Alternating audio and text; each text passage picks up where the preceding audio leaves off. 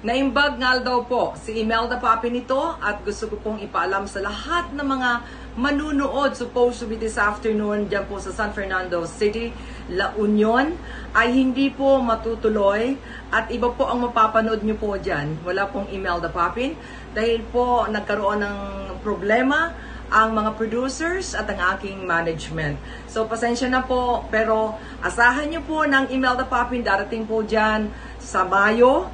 At may tentative schedules na po, May 11 or May 19. Kaya, antay-antay lamang po, pasensya na. Magkita-kita tayong lahat, especially yung mga followers ko, mga fans ko, yung mga humanga talaga ng mga awitin ng Imelda Papin, yung Isang Linggo Pag-ibig, Kung Liligaya Ka sa Piling ng Iba, at marami pa mga hit songs. Meron din po ako mga dalang mga artista, kaya abangan nyo po this coming May. Unahin ko po ang mga stars ng, siyempre, meron tayong black screening ng Imelda Papin, The Untold Story. Kasama po natin ang mga stars dyan.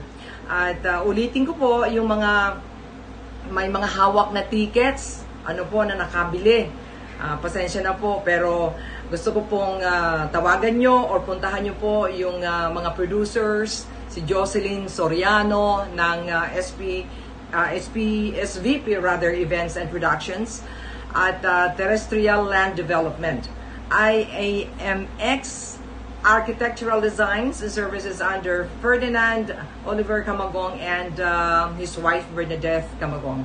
Yun po, at kanya na po ang tumawag sa kanila. Maraming salamat sa mga support. Supposed to be na magkita-kita tayo dito po sa concert ng Imelda Papin, Concert for a Cause.